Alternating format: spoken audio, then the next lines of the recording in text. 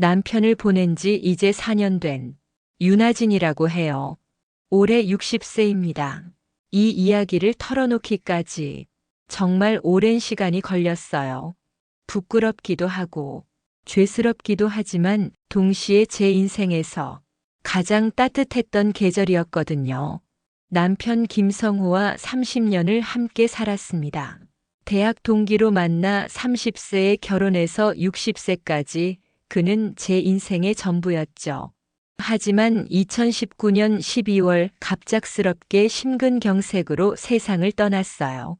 그날 새벽 옆에서 자고 있던 남편이 갑자기 가슴을 움켜쥐며 신음소리를 내더라고요. 119를 불렀지만 이미 늦었습니다. 장례를 치른 후 저는 삶의 방향을 완전히 잃었습니다. 당장의 현실적인 걱정은 남아있는 보험금이 얼마나 버텨줄까 하는 것이었지만 그것보다 더 무거운 문제는 바로 외로움이었습니다. 밤이 되면 그 외로움은 공포가 되어 저를 덮쳤죠.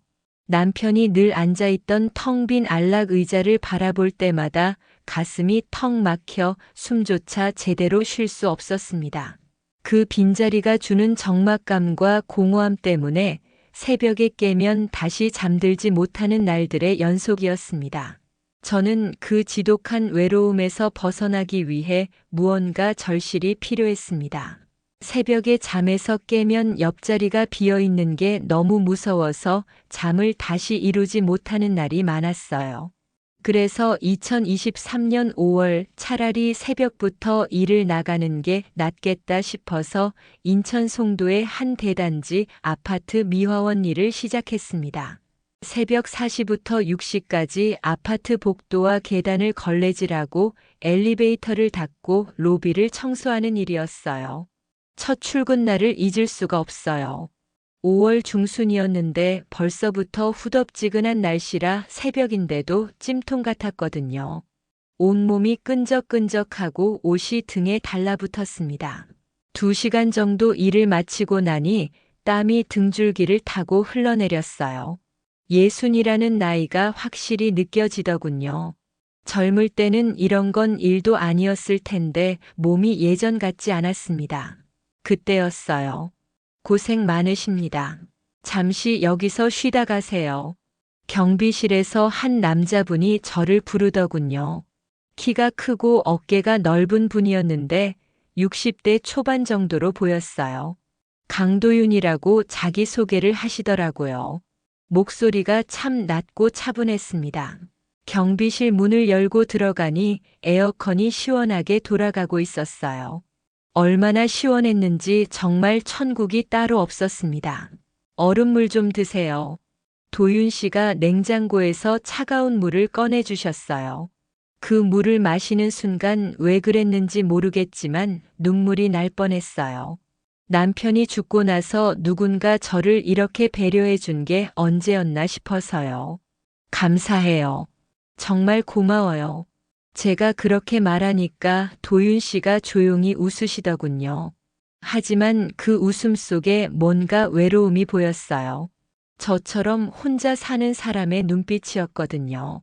그때는 몰랐지만 그분도 3년 전에 뇌졸중으로 아내를 잃고 혼자 살고 계셨더라고요. 그 이후로 매일 새벽이 기다려졌습니다. 처음에는 단순히 경비실의 시원한 에어컨 때문이라고 생각했어요. 하지만 점점 도윤 씨와 나누는 짧은 대화가 하루 중 가장 편안한 순간이 되어가고 있었습니다. 오늘은 더위가 만만치 않겠어요. 도윤 씨가 늘 먼저 말을 걸어주셨어요. 선풍기 바람이 약한가요? 더 세게 틀게요. 그런 세심한 배려가 저에게는 얼마나 큰 선물이었는지 모릅니다. 남편이 살아있을 때도 제 컨디션을 이렇게까지 살뜰하게 챙겨주진 않았거든요. 성호 씨는 좋은 사람이었지만 감정 표현에 퍽 서툴렀습니다. 결혼 생활 30년 동안 사랑한다는 말을 직접 들어본 기억이 손에 꼽을 정도였으니까요. 하지만 도윤 씨는 달랐어요. 냉장고에 항상 차가운 음료를 준비해 두시고 제가 땀을 많이 흘리면 깨끗한 수건도 건네주셨습니다. 쉽지 않은 일인데 정말 대단하십니다. 몸 조심하셔야 해요. 그런 말을 들으니 가슴이 뭉클했습니다. 오랜 시간 동안 알아주는 이 없이 지냈는데 누군가 제 수고를 알아준다는 게 이렇게 큰 위안이 될 줄 몰랐습니다. 일주일쯤 지나자 경비실에서 15분 정도 쉬어가는 것이 일상이 되었습니다. 도윤 씨는 늘 혼자 컵라면으로 간단히 식사를 해결하셨죠. 그 모습이 어찌나 마음 아프던지 저 역시 혼자 식탁에 앉는 서글픔을 누구보다 잘 알았기에 더욱 짠했습니다. 그래서 집에서 만든 시원한 오이냉국이나 김치를 조금씩 보온통에 담아 가져다 드리기 시작했습니다. 이런 정성까지 너무 감사해서 어쩌죠? 도윤 씨는 당황하며 말씀하셨습니다. 괜찮아요. 저도 어차피 혼자 먹기에는 양이 많아서요. 이렇게 함께 나누는 게 훨씬 좋죠. 사실은 핑계였습니다. 도윤 씨를 위해 일부러 더 많이 만들곤 했죠. 누군가를 위해 정성껏 음식을 준비하는 일이 이토록 설레는 감정을 줄지 예전에는 미처 알지 못했습니다. 어느 날은 도윤 씨는 제가 가져다 드린 냉국을 드시며 이렇게 말씀하셨습니다. 정말 맛있게 잘 먹었습니다. 이렇게 제대로 된 집밥은 오랜만이네요. 그 한마디에 가슴이 훈훈해졌습니다. 동시에 이 남자의 삶이 궁금해지기 시작했죠. 대체 어떤 사연을 가졌을까? 가족은 없는 걸까? 도윤 씨의 경비실을 찬찬히 살펴보니 홀로 지내는 흔적이 역력했습니다. 작은 냉장고는 인스턴트 라면과 음료수가 전부였고 책상 위엔 혼자 찍은 사진들만 놓여 있었습니다. 하지만 여성의 자취도 곳곳에 남아 있었어요. 테이블 위에는 읽다만 책 한 권이 펼쳐져 있었고 그 책갈피 사이에는 말린 장미꽃 한 송이가 끼워져 있었습니다. 창틀에는 화분 하나가 놓여 있었는데 물을 주지 않은 지 오래되었는지 잎사귀가 노랗게 말라 있었습니다. 그 모든 것들이 이 공간에 홀로 남겨진 이의 쓸쓸함을 말해주는 것 같았습니다. 2주쯤 지났을 때였습니다. 도윤 씨가 처음으로 사적인 이야기를 꺼내셨죠. 하진 씨는 혼자 지내시나요? 조심스러운 어조였습니다.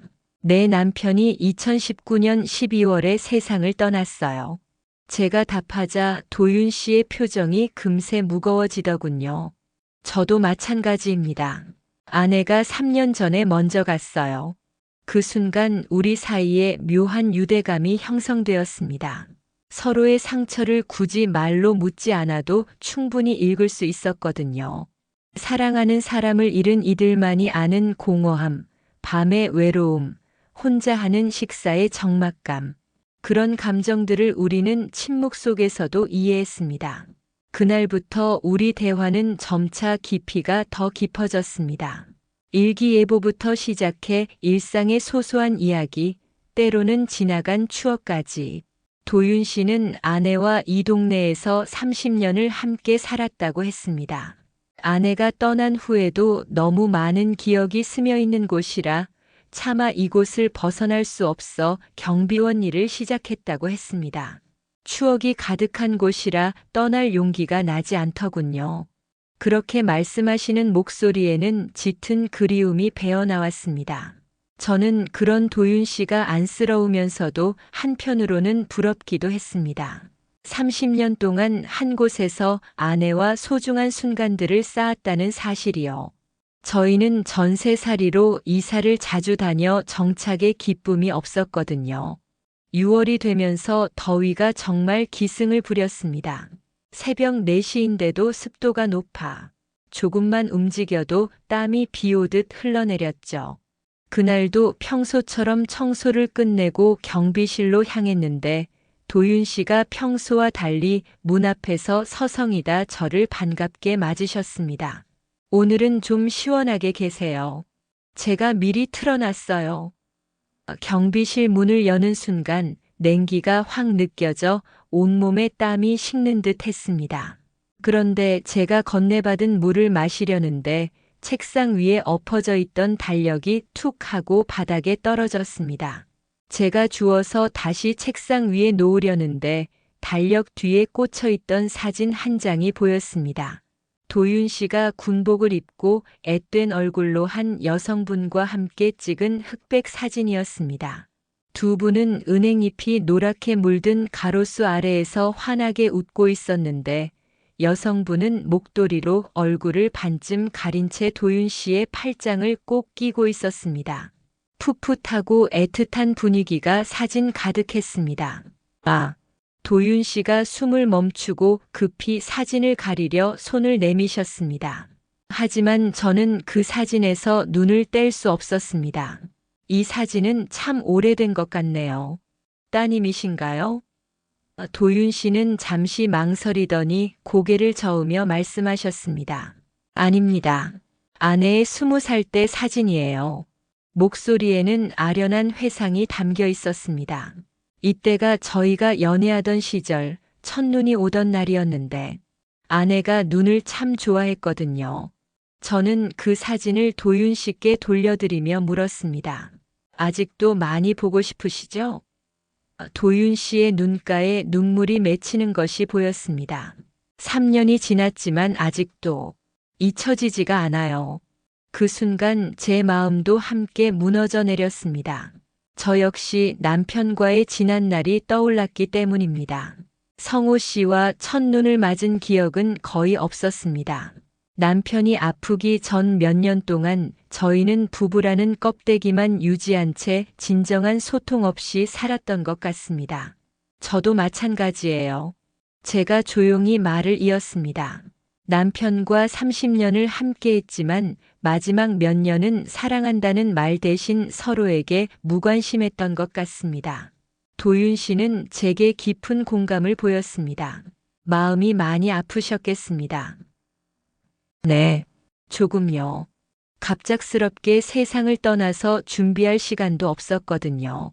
그렇게 말하니까 눈물이 나려고 했어요. 그동안 누구에게도 털어놓지 못했던 마음이었거든요. 성호 씨가 아플 때는 강해야 한다고 생각했고 성호 씨가 죽고 나서는 슬퍼할 시간조차 없이 장례 치르고 살 길을 찾느라 바빴어요. 도윤 씨가 조심스럽게 제 손에 시원한 물을 다시 채워주시더군요. 밤에는 특히 더 외로우시죠? 네.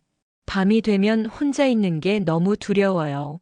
갑자기 숨이 막히는 듯한 공포가 느껴지고, 그래서 새벽 일을 시작한 이유도 있어요. 몸을 움직여야 그런 생각을 덜 하게 되더라고요. 저도 마찬가지예요. 도윤 씨의 목소리는 미세하게 떨렸습니다. 아내가 세상을 떠난 후 일부러 밤 근무를 자청했어요. 집에 혼자 있으면 자꾸 아내의 목소리가 들리는 것 같아서 정말 제정신이 아니었거든요. 우리는 그날 처음으로 서로의 깊은 속내를 드러냈습니다. 소중한 사람을 잃은 사람만이 공감할 수 있는 절망의 무게, 홀로 남겨진 존재의 두려움, 밤마다 엄습하는 쓸쓸함. 이 모든 감정들을 굳이 말로 표현하지 않아도 눈빛만으로 이해할 수 있었습니다. 하진 씨가 오시기 전까지는 정말 하루하루가 고통이었어요. 도윤 씨는 솔직하게 고백하셨습니다. 그런데 요즘은 새벽 시간이 기다려집니다. 하진 씨와 잠시나마 이야기를 나눌 수 있는 이 시간이 제 가슴이 뛰기 시작했습니다. 이 감정은 단순한 고마움일까요? 아니면 금기된 다른 감정일까요? 56이라는 나이에 이런 설렘을 느껴도 되는 것인지 혼란스러웠습니다. 죽은 남편에 대한 죄책감이 들었지만 도윤 씨와 함께 있을 때 느껴지는 마음의 평온함과 온기를 부정할 수는 없었습니다. 그날 집으로 돌아와 내내 생각했습니다. 도윤 씨의 다정한 목소리, 제 이야기에 귀 기울여주는 진실한 표정, 그리고 매일 밤 저를 기다린다는 그 마음. 내가 정말 이런 감정을 가져도 괜찮을까? 7월 중순 연일 계속되는 폭염으로 전력 사용량이 치솟으면서 그날 새벽 순간 정전이 발생했습니다. 청소를 마치고 경비실에 가니 불이 모두 꺼져 있었고 에어컨이 멈추자 금세 공기가 후덥지근해졌습니다. 정전입니다. 곧 복구될 테니 잠깐만 기다려주세요. 도윤 씨가 손전등을 켰습니다. 어둠 속에서 들리는 도윤 씨의 목소리는 평소보다 더욱 부드럽고 따뜻하게 느껴졌습니다. 우리는 나란히 의자에 앉아 부채질을 하며 더위를 식혔습니다. 많이 힘드시죠? 도윤 씨가 제게 부채질을 해주기 시작했습니다. 어둠 속에서 느껴지는 그의 세심한 배려가 어찌나 저를 설레게 하던지요. 새벽의 고요함과 짙은 어둠이 우리 사이의 간극을 더욱 좁히는 듯 했습니다. 제가 해드릴게요. 제가 도윤 씨께 부채질을 해드리려 손을 뻗는 순간 서로의 손이 살짝 스쳤습니다. 정말 찰나의 순간이었지만 온몸에 전류가 흐르는 듯한 짜릿함이 느껴졌습니다. 도윤 씨도 놀란 기색이었지만 손을 황급히 거두지는 않으셨습니다. 그 순간이 마치 영원처럼 길게 느껴졌습니다. 어둠 속에서 도윤 씨의 따뜻한 체온이 고스란히 전해져 왔습니다. 남편이 떠난 후 처음으로 느껴보는 다른 남자의 온기였습니다. 가슴이 미친 듯이 뛰었습니다. 이런 감정을 느껴도 되는지 스스로에게 물었지만 이미 솟아나는 끌림을 멈출 수가 없었습니다. 하진 씨, 도윤 씨가 제 이름을 부르는데 목소리가 떨림을 감추지 못했습니다. 저도 모르게 도윤 씨의 손을 꽉 쥐었습니다. 저도 제 마음을 모르겠어요. 이런 감정이 드는 게 제가 속삭이자 도윤 씨가 한 걸음 더 가까이 다가왔습니다. 바로 그때 전기가 복구되었습니다. 갑자기 환해진 경비실 안에서 우리는 여전히 손을 잡은 채였습니다. 둘 다 화들짝 놀라 손을 놓았지만 서로의 얼굴은 이미 붉게 달아올라 있었습니다. 에어컨은 다시 시원한 바람을 뿜어냈지만 제 몸은 여전히 뜨거운 열기 속에 있는 듯 했습니다. 제가 실수를 저질렀습니다. 도윤 씨가 황급히 사과하셨습니다. 아니에요. 저는 말을 잇지 못했습니다. 부끄러움과 동시에 이 만남에서 더 많은 것을 바라고 있는 제 자신이 두렵기도 했습니다.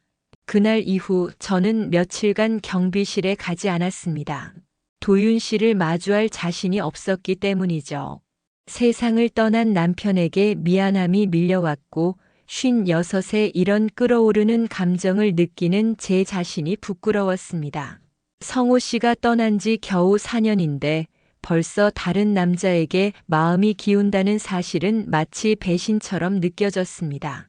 하지만 도윤 씨 없이 보내는 새벽은 너무나 외로웠습니다. 경비실의 시원한 에어컨보다 도윤 씨와 나누던 따뜻한 교감이 사무치게 그리웠습니다. 집에 돌아와서도 자꾸 도윤 씨의 잔상이 떠올랐습니다. 그의 조용한 목소리, 저에게 부채질을 해주던 다정한 손길, 어둠 속에서 느꼈던 짜릿한 설렘까지. 경비실에 가지 않은 지 나흘째 되던 날 아침, 도윤 씨가 직접 저를 찾아왔습니다. 청소를 마치고 복도에 서 있는데 그분이 저를 기다리고 계시더군요. 하진 씨, 혹시 무슨 안 좋은 일이라도 있으신가요? 그 진심 어린 걱정 가득한 표정에 제 마음은 또다시 흔들렸습니다. 아니에요. 그냥. 제가 머뭇거리자 도윤 씨가 말을 이었습니다. 혹시 제가 선을 넘었나요? 그날 일 때문에 부담을 느끼셨다면. 아니에요. 저도 모르게 목소리가 커졌습니다. 도윤 씨가 깜짝 놀라셨죠. 저도 제 감정을 주체할 수 없는 거예요. 제가 솔직하게 심경을 털어놓았습니다. 제가 자꾸만 도윤 씨가 보고 싶어져요. 그런데 그러면 안 될 것 같아서 죄스러워서 피했어요. 도윤 씨가 제 손을 조심스럽게 그리고 단단하게 잡았습니다. 저 역시 마찬가지입니다. 하진 씨가 오지 않는 새벽은 고독한 지옥 같았습니다. 그날 우리는 경비실에서 가면을 벗고 진짜 속마음을 마주했습니다. 서로에게 강하게 끌리는 마음, 하지만 먼저 떠난 배우자들에게 느끼는 미안함과 배신감, 이 나이에 새로운 인연을 시작하는 것이 옳은지에 대한 깊은 회의. 그러나 결국 우리는 서로 없이는 견딜 수 없음을 인정했습니다. 혼자라는 사실이 너무 무서워요. 제가 도윤 씨에게 솔직하게 의지를 표했습니다. 특히 밤이 되면 도윤 씨 곁에 있을 때만 마음이 놓여요. 도윤 씨는 고개를 끄덕이며 공감했습니다. 저도 마찬가지입니다. 하진 씨만이 저에게 유일한 위안입니다. 그날 밤 도윤 씨가 처음으로 제 원룸 앞까지 바래다 주었습니다. 혼자 돌아가시는 발걸음이 무거울까봐 염려돼요. 문 앞에서 작별 인사를 나누는데 도윤 씨가 조심스럽게 제 이마에 입술을 갖다 대셨어요. 정말 깃털처럼 가볍고 찰나의 키스였지만 제 온몸은 전율했습니다. 그날 밤 저는 단 한숨도 잘 수 없었습니다. 도윤 씨의 입술이 닿았던 이마가 계속해서 뜨거웠습니다. 이제 우리는 돌이킬 수 없는 감정의 선을 넘어섰음을 직감했습니다. 폭염 속에서 확인한 진심. 8월 말 연일 계속되는 폭염에 저는 결국 열사병으로 쓰러지고 말았습니다.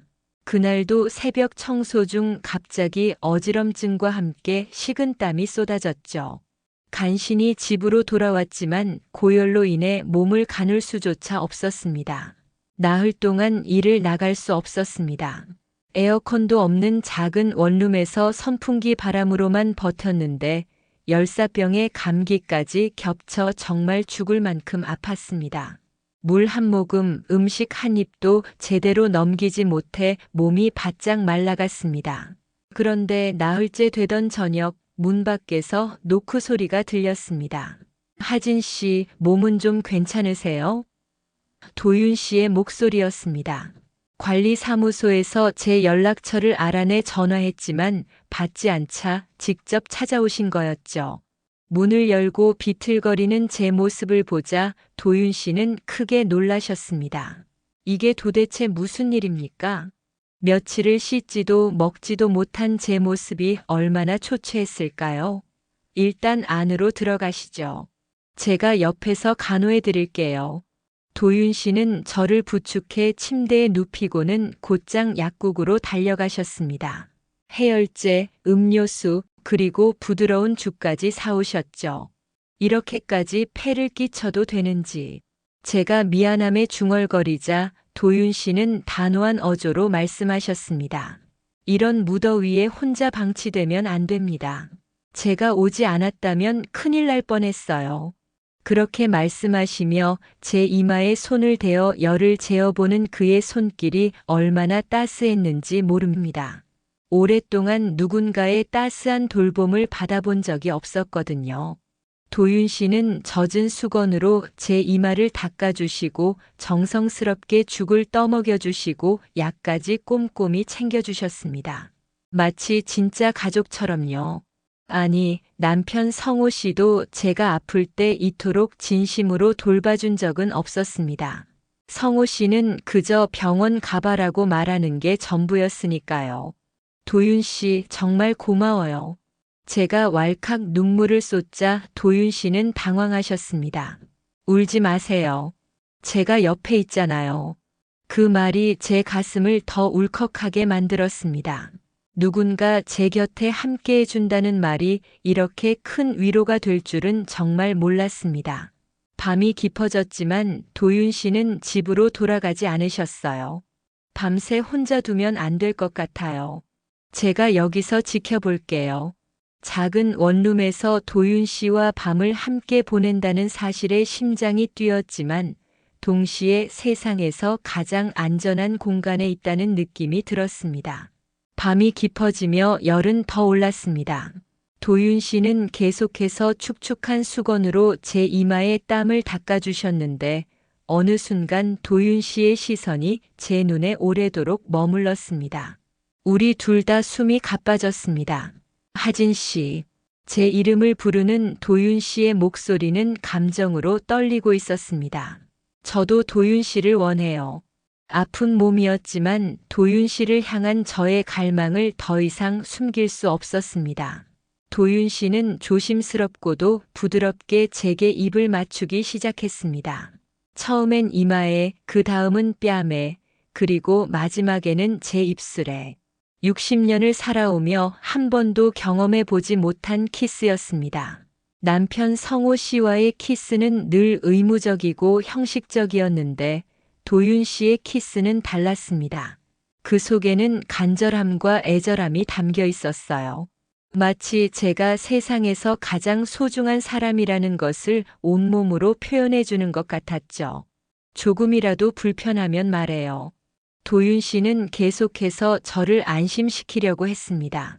그의 세심한 배려는 제 마음속에 새로운 감정의 파동을 일으켰죠. 누군가 제 몸을 이렇게 소중하게 아껴준다는 사실에 가슴이 벅차올랐습니다. 우리가 서로를 온전히 느끼는 순간 참았던 눈물이 터져 나왔습니다. 외로웠던 지난 4년의 시간이 한순간에 치유되는 기분이었습니다. 도윤 씨도 함께 울고 계셨습니다. 하진 씨 사랑합니다. 그렇게 속삭여 주시는데 가슴이 터질 것만 같았습니다. 우리는 그날 밤 내내 서로를 꼭 안고 있었습니다. 아무 말 없이 오직 서로의 따스한 체온만을 느끼면서요. 가끔 도윤 씨가 제 이마에 다정한 입맞춤을 해줄 때면 저는 그의 가슴에 기대어 규칙적인 심장 소리를 들었습니다. 이토록 깊고 온전한 평화가 감도는 밤을 보낸 것이 언제였는지 가늠조차 할 수 없었습니다. 이 선택 후회하지 않으세요? 제가 조심스럽게 묻자 도윤 씨는 단호한 눈빛으로 답했습니다. 후회는 없습니다.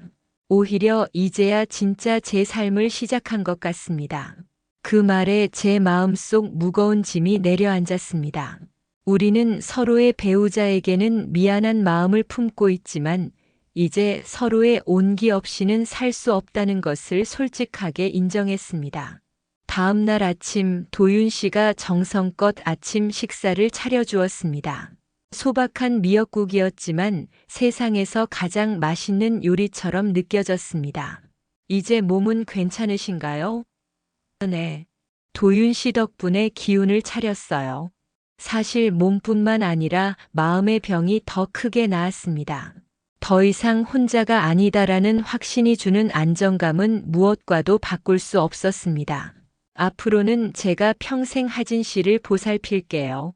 도윤 씨의 그 약속에 저는 또다시 벅찬 눈물을 흘렸습니다.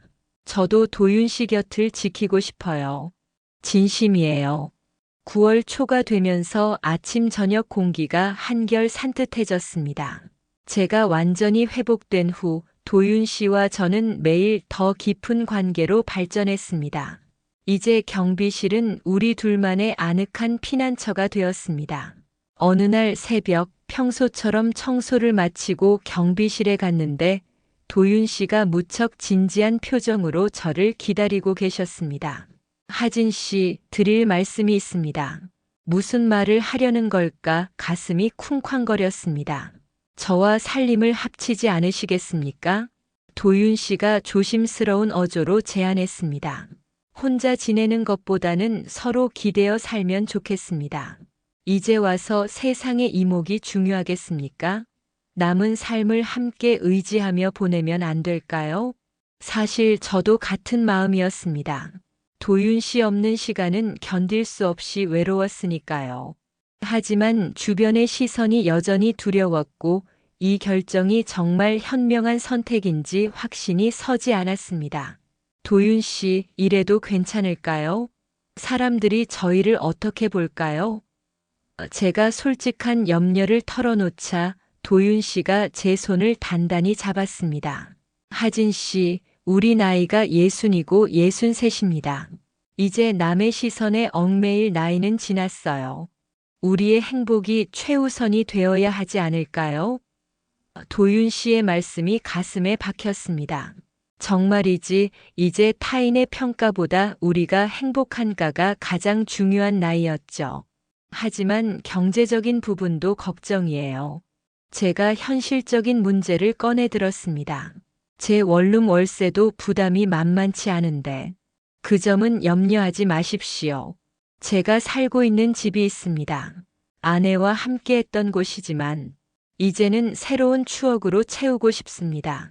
하진 씨와 함께 도윤 씨의 진심 어린 용기가 느껴졌습니다.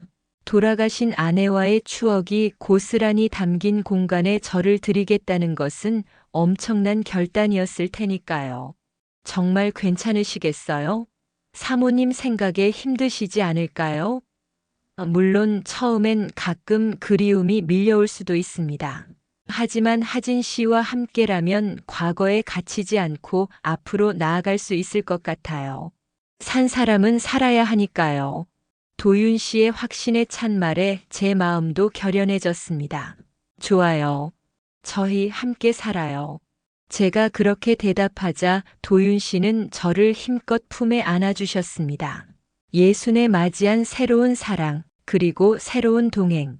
상상조차 하지 못했던 일이었지만 이상하게도 두려움은 없었습니다.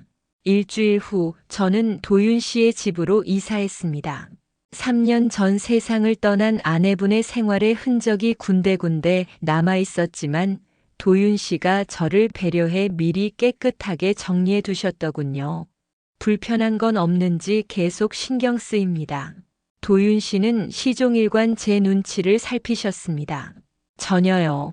오히려 감사해요. 이렇게 근사한 집에서 함께 할 수 있게 되어서요. 정말 좋은 집이었습니다. 탁 트인 거실에 침실 2개, 게다가 작은 정원까지. 제가 살던 비좁은 원룸과는 비교할 수 없는 따뜻한 보금자리였습니다. 가장 어색했던 것은 첫날 밤이었습니다. 같은 침실을 쓸지, 방을 따로 쓸지 결정하지 못해 둘 다 머뭇거리고 있었죠. 결국 도윤 씨가 먼저 입을 열었습니다. 하진 씨가 마음 편한 대로 하세요. 저는 어디서든 괜찮습니다. 함께 있어요. 저는 용기를 내어 말했습니다. 이제 혼자 잠드는 건 정말 무서워요. 그날 밤 도윤 씨 옆자리에 누워 정말 오랜만에 깊은 잠에 들 수 있었습니다. 누군가 곁을 지켜준다는 사실이 이렇게 절대적인 안정감을 줄 수 있다니. 요즘 우리는 영락없는 부부의 모습으로 일상을 채워갑니다. 도윤 씨는 여전히 야간 경비를, 저는 새벽 청소를 합니다. 이제는 한 지붕 아래에서 출퇴근하니 모든 것이 더욱 자연스러워졌습니다. 일을 마치고 돌아와서는 함께 장을 보고 음식을 만들고 저녁에는 TV를 보며 하루를 마무리합니다. 가끔 먼저 간 남편 성호 씨 생각이 날 때도 있습니다. 그럴 때면 마음속으로 조용히 인사를 건넵니다. 미안해요, 성호 씨. 하지만 이젠 혼자 살 자신이 없어요. 새로운 인연과 남은 길을 함께 하기로 했어요. 그렇게 마음을 정리하고 나면 죄책감의 무게도 한결 가벼워집니다. 가장 눈에 띄는 변화는 저의 웃음입니다. 도윤 씨와 함께 있으면 저도 모르게 자꾸만 미소를 짓게 되더군요. 이 나이에도 설렘과 행복을 느낄 수 있다는 사실이 그저 신기할 따름입니다. 하진 씨 곁에 있으니 마치 새로 태어난 기분이에요. 도윤 씨가 이런 진심을 전할 때마다 제 마음도 덩달아 따뜻한 빛으로 가득 채워집니다. 물론 쉬운 일만은 아니에요. 가끔 주변에서 수군거리는 소리도 들리고 아직 저희를 이상하게 보는 시선들도 있어요. 그럴 때마다 도윤 씨가 제 손을 꼭 잡아주시며 말해요. 우리가 행복하면 되는 거 아닐까요? 그럴 때마다 용기가 납니다. 이 이야기를 들으시는 분들 중에도 저처럼 홀로 남겨져서 외로움을 겪고 계신 분들이 많을 거예요. 특히 중년 이후에 배우자를 잃으신 분들이라면 제 마음을 이해하실 거라고 생각해요. 사회에서는 나이 들어서 새로운 사랑을 시작하는 걸 좋지 않게 보는 시선도 있지만 저는 감히 말씀드리고 싶어요. 사랑에는 나이가 없다고요. 물론 쉬운 결정은 아니었어요. 죽은 남편에 대한 미안함, 주변의 시선, 현실적인 문제들, 많은 고민이 있었죠. 하지만 결국 선택한 건 제 행복이었어요. 도윤 씨와 함께하는 지금이 지난 몇 년 중 가장 행복한 시간이거든요. 요즘 저희는 송도 해변을 자주 산책해요. 바다를 보면서 도윤 씨가 그러더라고요. 하진 씨, 우리 이제 진짜 새로 시작하는 거네요. 네. 남은 인생 함께 행복하게 살아요. 그렇게 대답하며 손을 맞잡고 걷는데 정말 마음이 평온해져요. 지난주에는 처음으로 함께 시장에 갔어요. 채소도 고르고 생선도 사고. 그 작은 일상들이 이렇게 소중할 줄 몰랐어요. 시장 아주머니가 저희를 보고 부부 사이 좋으시네요 라고 하시더라고요. 그 말에 얼굴이 빨개졌지만 기분이 좋았어요. 혹시 저와 비슷한 상황에 계신 분들께 용기를 드리고 싶어서 이 이야기를 하게 됐어요. 나이는 정말 숫자일 뿐이에요. 중요한 건 지금 우리가 행복한지 서로를 아끼고 있는지 그런 거라고 생각해요. 도윤 씨와 저는 아직도 새벽에 일을 나가요. 하지만 이제는 혼자가 아니에요. 집에 돌아오면 따뜻한 저녁이 기다리고 있고 밤에는 옆에서 잠들어주는 사람이 있어요. 그것만으로도 충분해요. 인생은 참 예측할 수 없는 것 같아요. 56에 이런 사랑을 다시 만날 줄 누가 알았겠어요? 하지만 포기하지 않아서 다행이에요. 도윤 씨를 만나서 정말 다행이고요. 여러분도 혹시 지금 외롭고 힘드시더라도 포기하지 마세요. 언제 어디서 새로운 인연이, 새로운 행복이 찾아올지 모르니까요. 오늘도 도윤 씨가 경비실에서 기다리고 있을 거예요. 저도 새벽 청소를 마치고 그곳으로 가겠어요. 우리만의 작은 행복이 있는 그곳으로요. 시청해 주셔서 정말 감사합니다. 구독과 좋아요, 알림 설정은 큰 힘이 됩니다. 더 많은 분들에게 용기와 위로를 전할 수 있도록 도와주세요. 인생은 끝까지 살아봐야 하는 거라고 생각해요. 어떤 나이든 어떤 상황이든 새로운 시작은 언제나 가능하니까요. 여러분 모두 행복하시길 바라며 구독과 좋아요, 그리고 알림 설정까지 해주시면 훈훈한 사랑 이야기로 다시 찾아뵙겠습니다. 고맙습니다.